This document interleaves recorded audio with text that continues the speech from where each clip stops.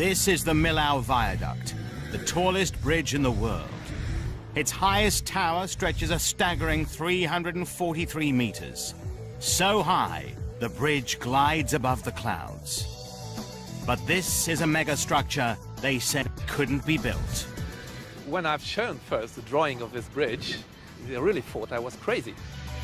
The team attempting to build this amazing freeway in the sky had to survive landslides, fight winds gusting at 130 kilometers an hour, and weather massive storms as the bridge simply hung in the balance.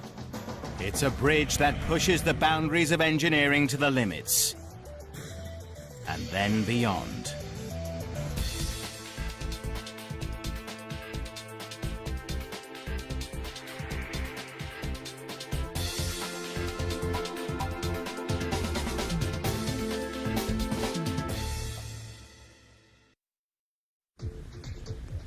Imagine building a series of Eiffel Towers, then slinging a 4-lane highway between them, all the way across one of the deepest valleys in France. Impossible though it sounds, that pretty much describes the building of the Millau Viaduct. From the start, the construction team faced 3 daunting challenges. 1. Build the tallest bridge piers in the world. 2. Put a 36,000-ton freeway on top of them. And 3. Erect 7 steel pylons, each weighing 700 tons. And what's more, they had to do this hundreds of meters above solid ground. So high that if you were on top of the Eiffel Tower, you'd still be looking up at this awesome bridge.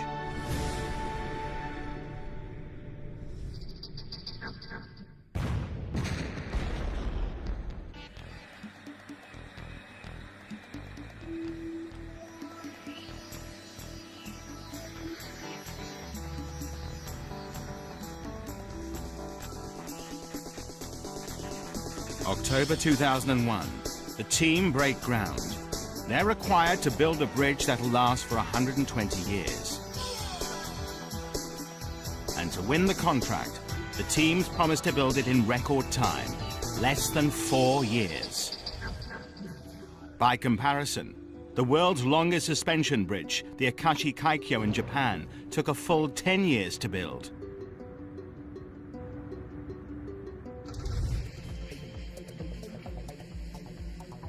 To up the ante, any delay will cost them $30,000 a day in penalties. There are 7 piers that are numbered from the northern end of the valley. Number 1 will pose problems because of the steep slope. Number 2 will be the biggest challenge since it's the tallest. Crossing the river, number 3 is not much shorter. Then 4, 5, 6, and 7 climb the gentler slope to the south.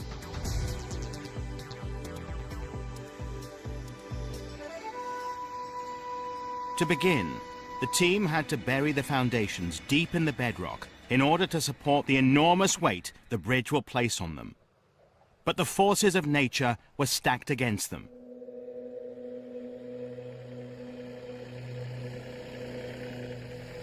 Geologists have warned of the risks posed by the region's fractured limestone. The rock is full of cavities that are essential to the local cheese economy.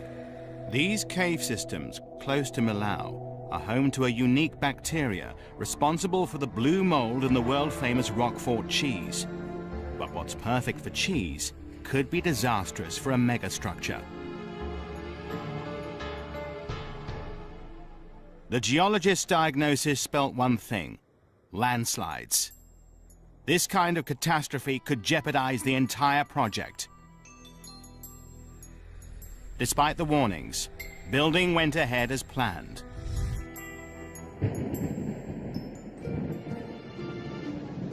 Then, well into construction, as predicted, a dramatic storm causes a landslide. 4,000 cubic meters of rock collapse around Pier 1. Fortunately, the fallen rock doesn't damage the pier, but the warning is clear. They're forced to divert precious manpower and equipment to stabilize the slope and prevent a repeat collapse. So if the area is prone to landslides, why did they build the world's tallest bridge here in the first place? The answer is simple. In the 1980s, France built a freeway linking Paris directly with Spain. This major artery headed south across the French countryside, while from the Mediterranean, the freeway headed north, until they both hit one of the deepest valleys in France and stopped dead.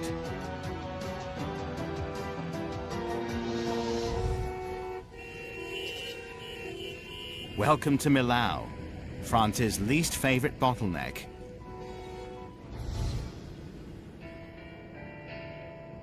The town of Millau is in the mountainous region of the Massif Central, one of the most tranquil parts of France. But in summer, this poor medieval town suffered traffic hell. The locals couldn't take it anymore. Neither could their mayor.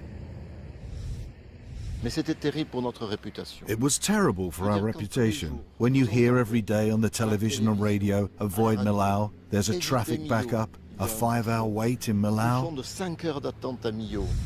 And it's not just the people of Millau.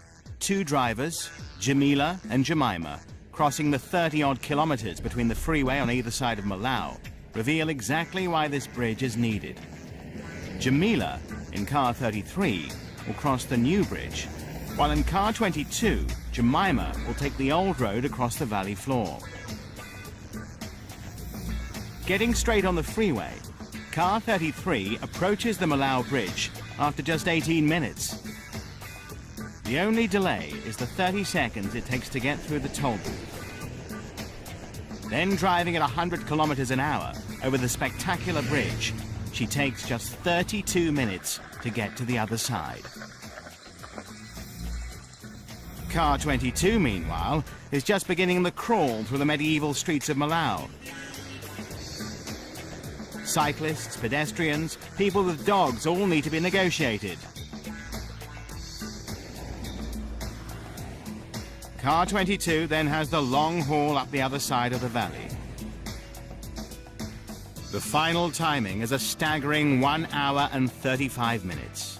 Over an hour longer than Jamila, who took the freeway and bridge. It's clear exactly why the bridge was needed, but it took the French government a very long time to get round to building it. 12 years before construction began up in Paris, the Ministry of Transport first came up with a plan. Their head bridge builder, Michel Villageux, is no ordinary engineer. He's a man who thinks big, very big.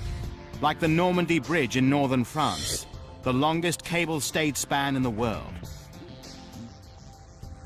With this record-breaking structure completed, Villageux was on to his next, Millau. His plan, another cable-stay bridge, but pushing the technology beyond anything previously attempted, with piers 4 times higher than the Normandy Bridge.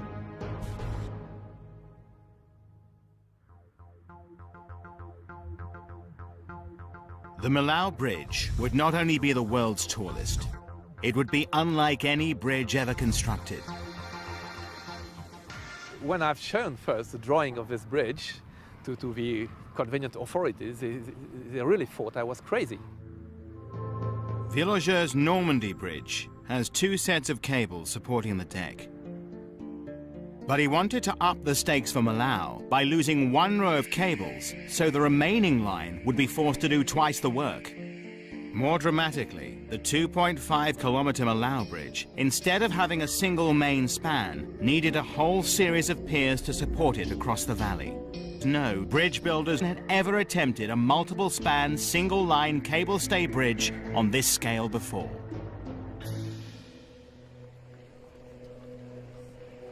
The French authorities had a problem. Nervous about Villageux's groundbreaking scheme, they held a competition inviting other engineers and architects to compete with different designs. The winner, Lord Norman Foster, is one of the world's superstar architects. In Hong Kong, he built the world's largest airport terminal. In Barcelona, officers literally hang from a mast on his communications tower. This is a man who regularly contemplates the impossible and delivers. You know, it's the challenges, and it's one challenge on top of another, on top of another. And with Malau, one of the biggest challenges was making it fit into the landscape, given it's just down the road from the famous Gorge du Tarn, France's equivalent of the Grand Canyon. How do you make something which has to be so immensely strong against the forces of nature look very gentle, very delicate? How do you weave something on that scale into the most unbelievable landscape? Ironically, Foster's answer was to take Villageux's pioneering scheme, then push it one stage further. He turned an elegant piece of engineering into a delicate work of art by boldly cutting out 2 of the 9 original piers and seriously slimming down the remaining piers and road deck. Foster wanted the bridge to appear as delicate as a butterfly, but this butterfly has to support the weight of 5 Eiffel Towers in gale-force winds hundreds of meters above the River Tarn. Getting the design wrong would be a disaster. Then, with Malau still on the drawing board, Foster's record as a bridge builder suffered a major setback.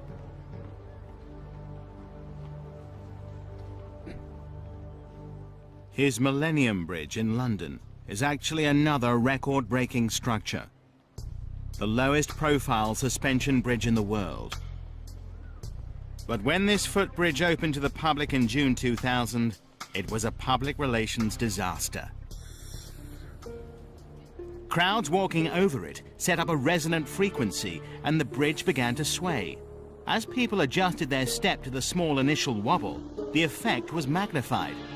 Though it didn't threaten the structure, the swinging motion became so dramatic, the authorities closed the bridge for a refit that took 1.5 years and ended up costing over $8 million. It was a bad omen for the Malau Bridge, where construction was soon to begin. And at 15 times the height, a design flaw would be a catastrophe.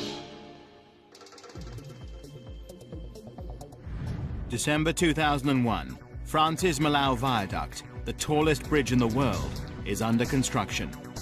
Everything about this project is supersized. It'll need 200,000 tons of concrete, so much that the team have to build a concrete factory on site. But there's nothing straightforward about this concrete. The formula must be just right.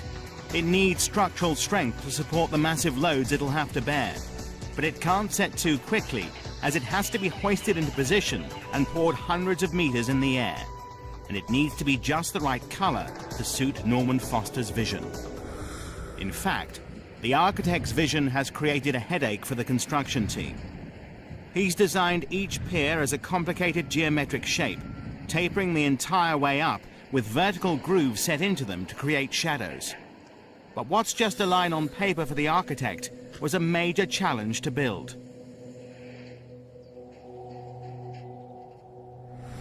The enormous piers are built step by step by pouring concrete into a temporary mold. To give the required strength, the molds are filled with a frame of steel reinforcing bars. In total, 16,000 tons of these steel bars are hoisted into place and secured. Laid end to end, they'd stretch the 4,000 kilometers from Malau all the way to Central Africa. The shape of each pier is seriously complicated. As a result, each time they remove the sections of red steel shuttering, they have to change the shape of the mold to fit the profile of the next 4-meter section. Manhandling these steel panels, weighing up to 15 tons apiece, is no picnic. And with the combined height of the 7 piers totaling well over 1 kilometer, they have to change the shape of the mold over 250 times. Every 3 days, each team on each pier went through this whole cycle. Then they repeated the process. But it was a race against time, with a permanent threat of delay. Keeping the entire build on time and to budget was the daunting responsibility of one man, Jean-Pierre Martin. If instead of 3 days we took 4, imagine that multiplied by the number of castings. We'd end up with a 3 or 6 month delay. With a penalty of nearly $1 million a month, this isn't something Martin wanted to contemplate. And this schedule wasn't his only headache. You have to be pinpoint accurate when you're building the tallest bridge piers in the world. Get it wrong, and the bridge simply won't fit together. Just 10 centimeters out, about a hand's width on each 4-meter section, and the tallest pier could be 6 meters off at the top, the width of a jumbo jet fuselage. Each team was aiming for a specific point in the sky. For Pier 2, this was exactly 245 meters above the ground, 546 meters from the north side, and 1,914 meters from the southern end. There was no room for error. The only chance they had to get it right was with GPS, accurate to within 4 millimeters. Using signals from multiple satellites, the team could pinpoint their position and make sure they're on target for that critical point in the sky they needed to hit. Month after month, the piers climbed higher. Finally, by November 2003, they reached their full height. At 245 meters, Pier 2 becomes the highest bridge pier in the world. But is this record-breaking pillar where it's supposed to be? Amazingly, it's dead on target, to within 2 centimeters. Champagne corks pop. It's time for a major celebration.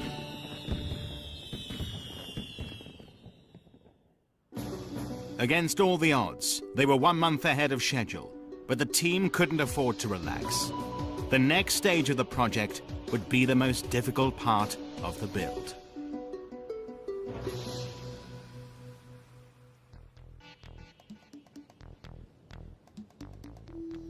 Phase 2 of building the world's tallest bridge involved putting a 2.5-kilometer roadway weighing 36,000 tons on top of the piers, a full 270 meters above the River Tarn. Bridge builders know danger comes with the territory, but working at these heights can be lethal. More than 34 died constructing New York's Brooklyn Bridge. 35 died in 1970 on the Westgate Bridge in Melbourne, Australia. And 1 year later, 13 workers were killed when the Koblenz Bridge in Germany collapsed into the Rhine.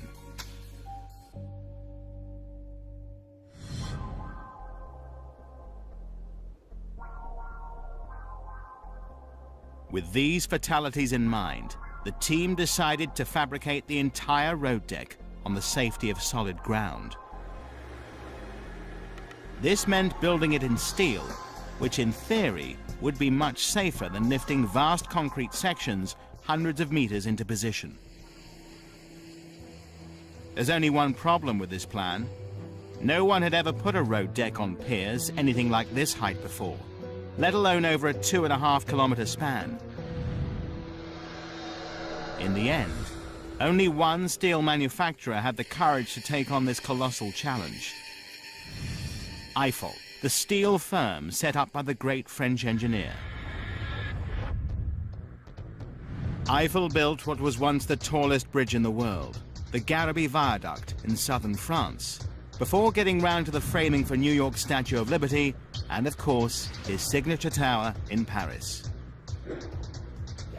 But despite the company's experience, Eiffel's director, Marc Buonamo, knew he was taking a serious risk.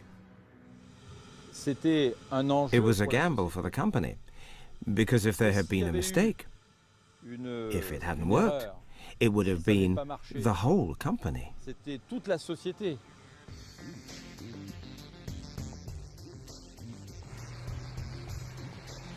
They fabricated the massive sections that would make up the road deck in the company's steel factories. This immense jigsaw puzzle involved manufacturing 2,200 separate sections, weighing up to 90 tons and some of them 22 meters long. Their accuracy is measured with a laser to within a fraction of a millimeter. The huge square tubes are the central spine that should make the deck rigid. The triangular side panels will be welded on either side to create the width for a 4-lane highway. To meet the punishing schedule, Buonamo automated the manufacturing with a 2-headed welding robot and a plasma cutting machine. Each cutting pattern or template is programmed into the computer. Then the machine automatically blazes its way through the steel. The torch reaches a scorching 28,000 degrees centigrade. That's 5 times the temperature of the Earth's inner core.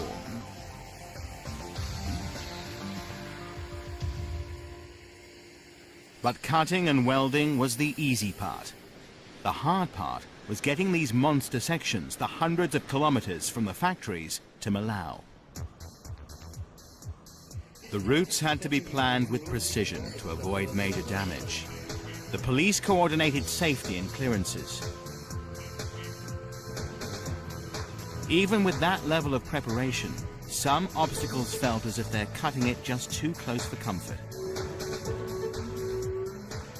And this was no one-off event. To build the viaduct took over 2,000 of these extraordinary road convoys.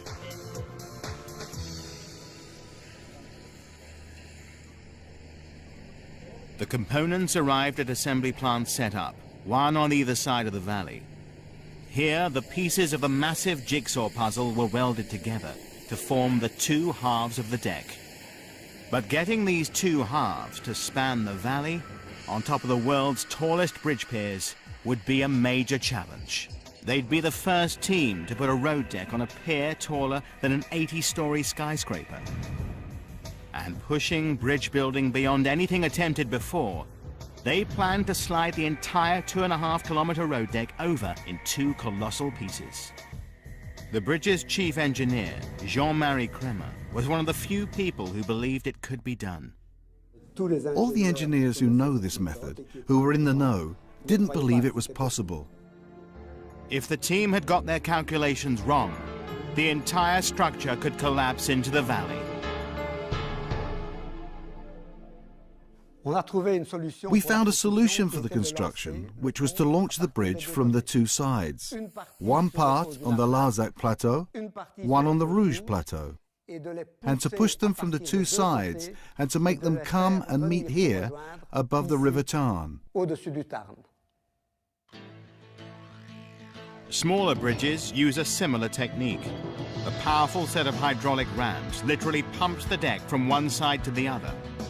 But Millau would be the longest launch ever attempted over the highest piers in the world, and the results could spell disaster.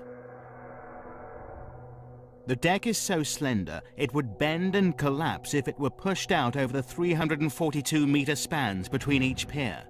The furthest anyone's previously managed is less than half that distance. The first part of the solution was simple. Fit a pylon so its cables support the front of the deck as it goes out over the valley. Then construct temporary steel support towers that halve the spans to a more manageable 171 meters. These steel towers were a construction feat in themselves. The largest, over 170 meters high, is the tallest ever built, and they needed to carry a massive load. 7,000 tons as the leading edge of the deck, together with the first 90-meter pylon slide over. And simply pushing this enormous weight over the top of the vulnerable piers would bring them crashing to the ground. This was the nightmare scenario. If we'd done a conventional launch, we would have knocked the piers over like the pins in a bowling alley.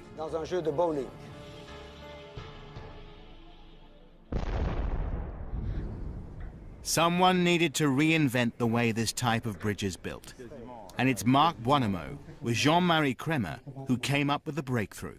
The basic principle can be demonstrated with a heavy box and a wobbly table. With a normal launch, you knock over the piers. I want to advance the deck over the pier, but if I push the deck from here, I'd knock over the piers, because they're so tall.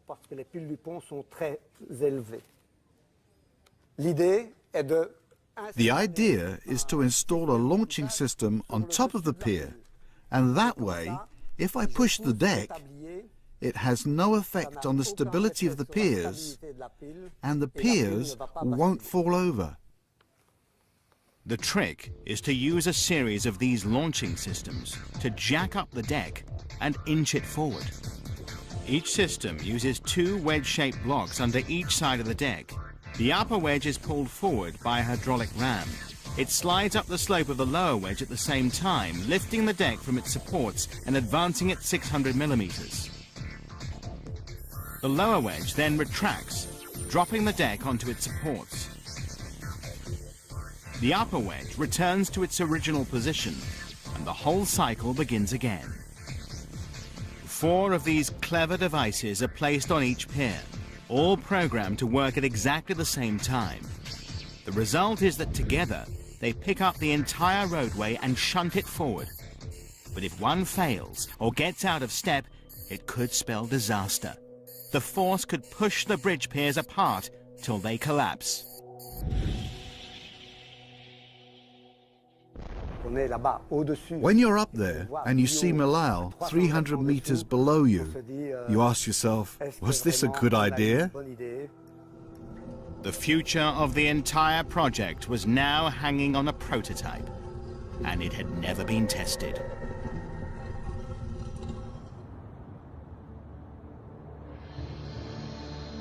It's the morning of February 26, 2003.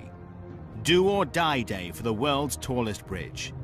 Everything is about to be put to the test. The flexibility of the deck, the strength of the temporary piers, and critically, the pioneering hydraulic ram system. Even Buonamo, the man in charge of the launch, had his doubts. As it had never been done before, I have to tell you, I had fears that it wouldn't work.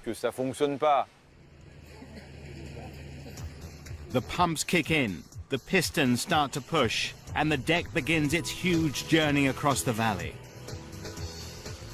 The moment I heard the motors start, I put my finger on the deck, and I could feel my finger move. Every 4 minutes, the deck advanced 600 millimeters across the valley. Surveyors tracked its progress.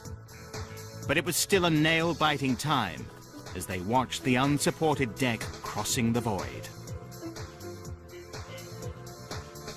Eventually, the deck reached the safety of the first.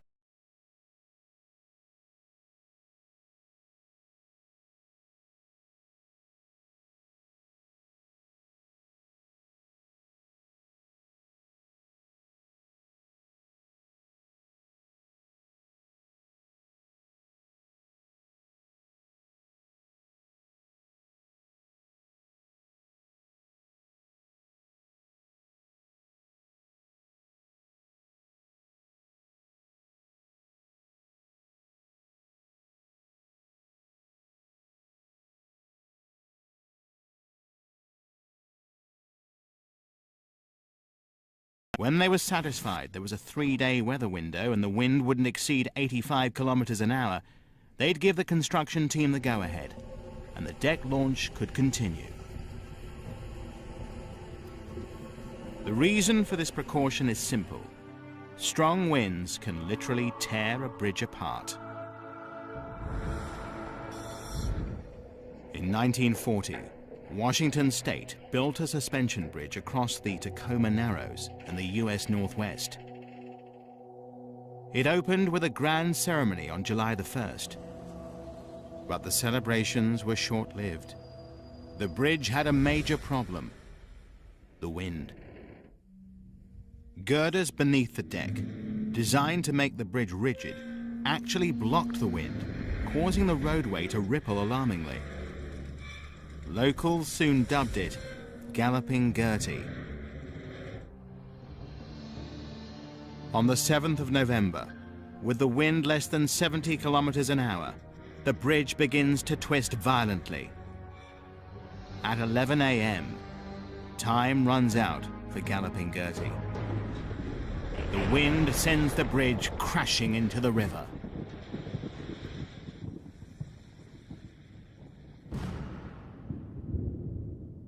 Wind tunnel testing is now standard procedure as a direct result of Galloping Gertie. For the Malau Bridge, they analyzed the wind in the Tarn Valley over 18 months, then recreated those conditions in the wind tunnel. Wind engineer Olivier Flamand was shocked by the results. The average wind speed was relatively low, but because there's such strong turbulence, it created very fast peak winds. The rugged terrain creates serious turbulence at the height of the road deck. Winds peak at 130 kilometers per hour. That's hurricane force.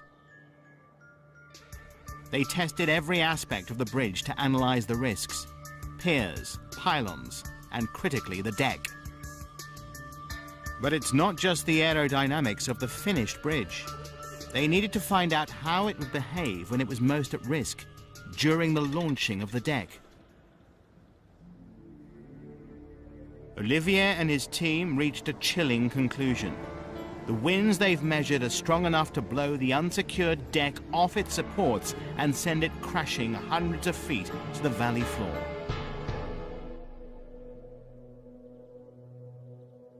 And then the nightmare began. On the 22nd of August 2003, 6 months into the deck launch, one of the launch systems failed, leaving the deck hanging in the wind. To make matters worse, the weathermen were predicting storms. So far, these massive pumping machines had worked perfectly. But the fact is they were prototypes, and due to the frantic schedule, they'd never been tested.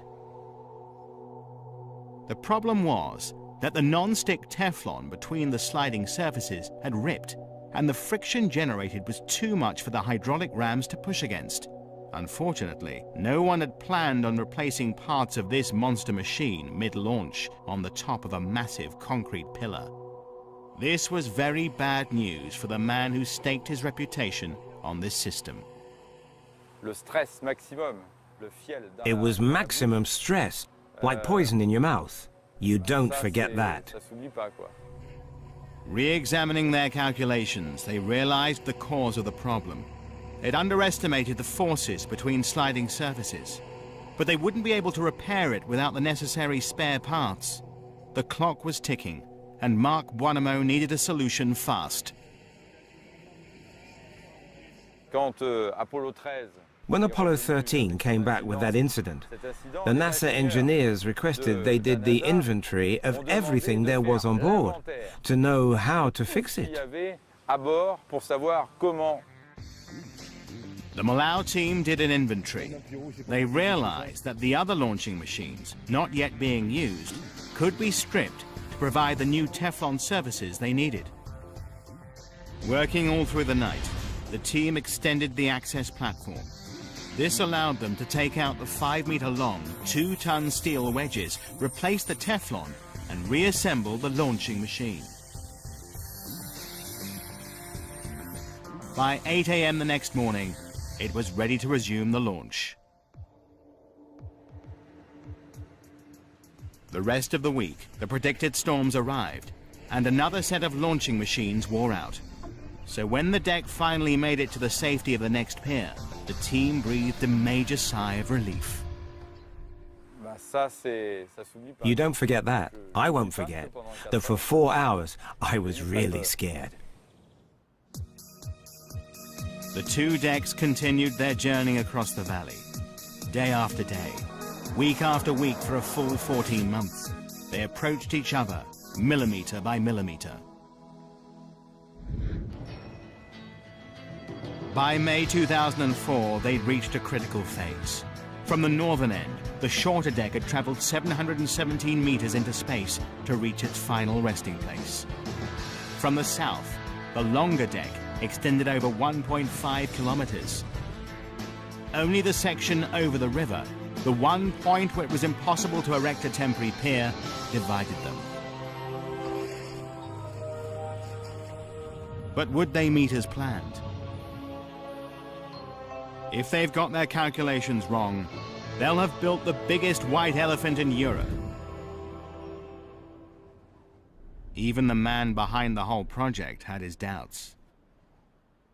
I was not convinced at all that the two parts of the deck could meet exactly with a perfect geometry.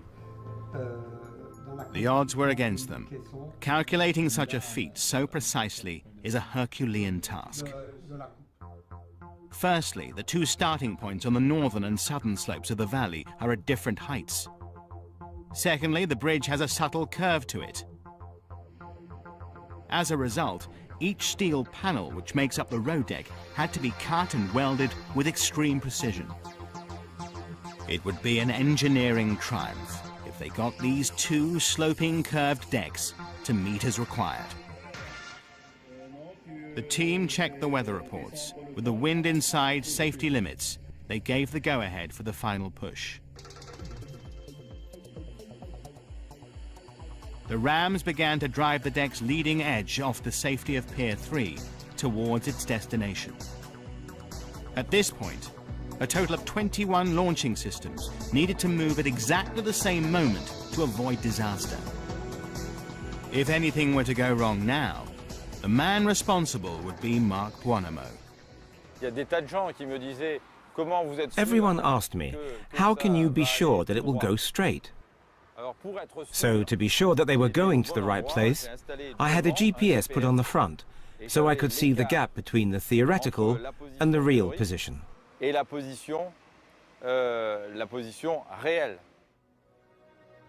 Over the next 2 days and nights, the deck advances 600 millimeters at a time towards its final resting place.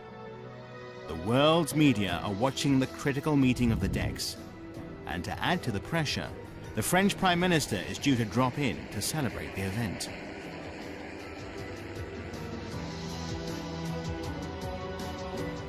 The deck pushes forward, now with only centimeters separating the two sections. A magnum of champagne is hung between them to mark the moment. At last, union. The two massive steel decks have traveled high over this valley, a total of 2.5 kilometers, and when they check, they're aligned to within 1 centimeter. That's accurate to within 99.9999%. All the measuring, all the calculations have paid off. They've nailed it.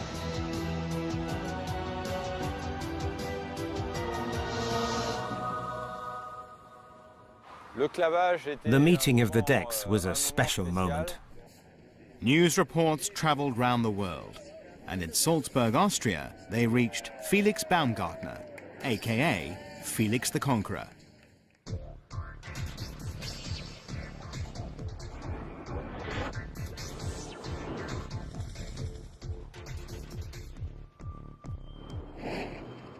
Felix has made a career base jumping from some of the tallest structures on the planet, and within 24 hours, he'd driven to Malau and was calculating the logistics for the jump. Factoring in his two main aims, to avoid arrest and death. Baumgartner waited for darkness before arriving on site. He found his way to the base of Pier 2, then climbed an access ladder the full 245 meters to the top. He entered the steel road deck and found a place to hide until daybreak. He had to remain concealed until the sun was high enough for his cameramen to record his world record attempt.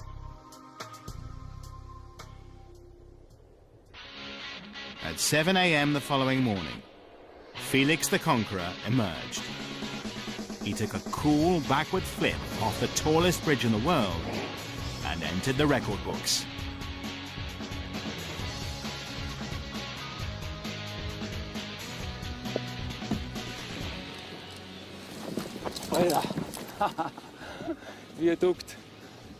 The tallest bridge in the world, 250 meters. I did it. And having evaded death, he made sure he's not caught by the police.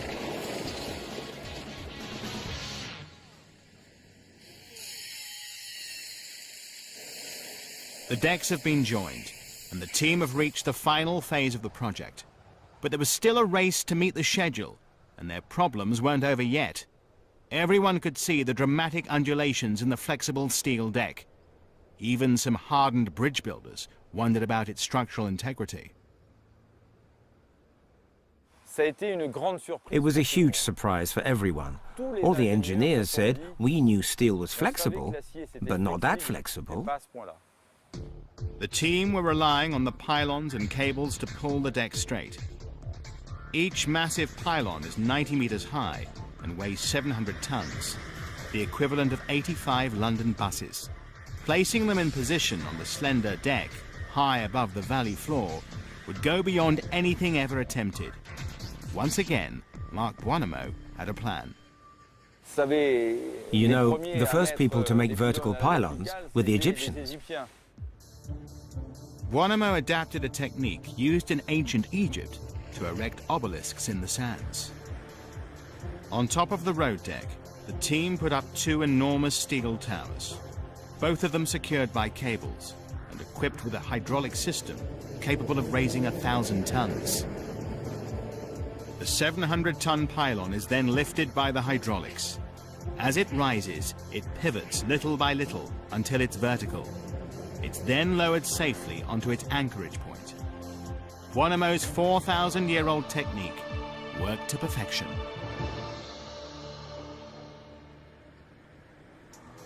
With all 7 pylons in place, the team could attach the cable stays that would straighten the rippling deck and give it the strength to cope with full traffic loads. They hoped.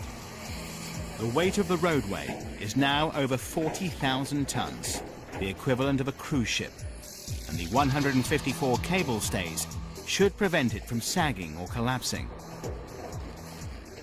The strongest stays are made up of 91 individual steel strands and have a braking strength of 25,000 tons, strong enough to hold back 25 jumbo jets, all at full throttle.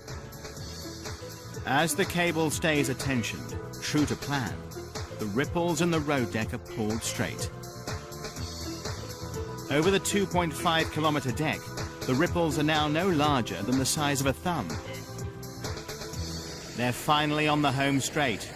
The road surface goes on, adding a further 10,000 tons to the load.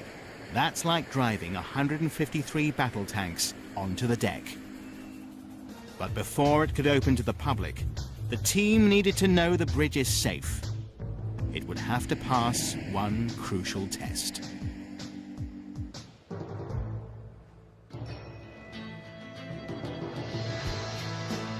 After 3 years, the construction team building France's Millau Viaduct, the world's tallest bridge, are about to find out if they got their calculations right. On a single-span cable stay bridge like the Normandy Bridge, a large load on the main section is no problem because the cables are attached to solid ground and can't give. On the Millau Viaduct, with its 8 spans, the cables are attached to the deck of the adjacent sections. A load on one section will cause it to drop, pulling the stays down. As the pylons lean in, the matching stays are pulled upwards, lifting the neighboring decks and causing a dangerous rippling effect. It's right now the team put their bridge to the test. These 28 trucks have a combined weight of over 900 tons. They are now positioned in the critical point, mid-span. The engineers hold their breath. Measurements are taken. The span bends just 26 centimeters. This is a triumph for the engineers. The bridge was designed to cope with more than double that. 4 weeks later, on December the 14th, 2004, President Jacques Chirac officially opened the Millau Bridge. A proud moment for the whole of France.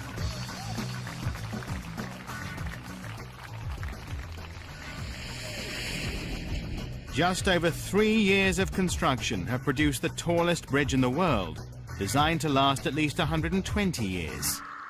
And against the odds, the project manager even brought the job in on time. But that's not what he's most proud about. What I remember, because on construction sites there are often accidents, is that we had no serious accidents, nothing more than a minor injury.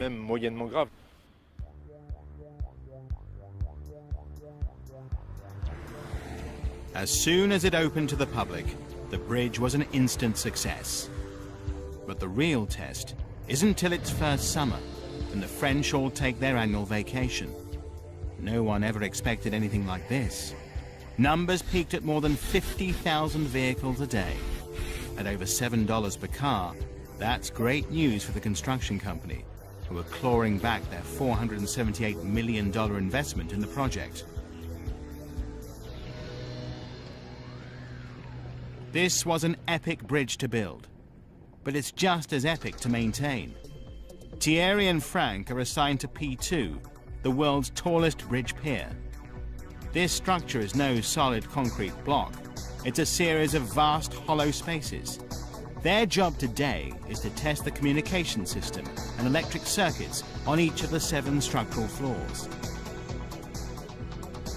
This involves a 343-meter climb, going hand over hand up a ladder for the rest of the day. By dusk, when Thierry finally reaches the summit of the pylon, he may be exhausted, but there is a payoff. You get a fantastic view from here, a 360-degree panorama.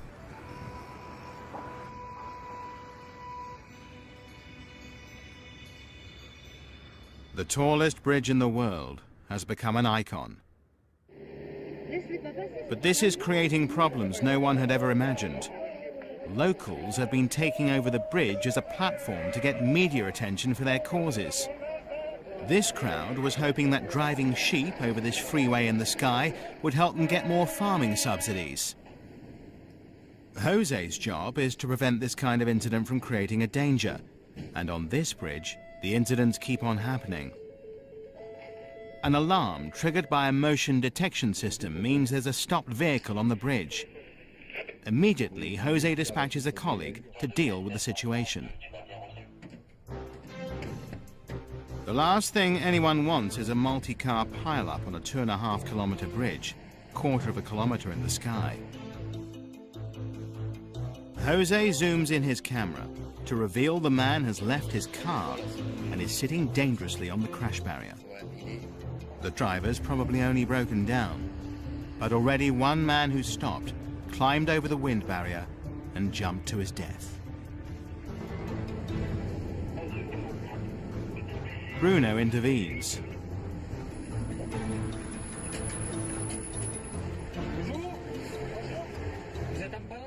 Thankfully, it's no more than an irresponsible photographer who's sent on his way. You could say the Malau Bridge is a victim of its own success.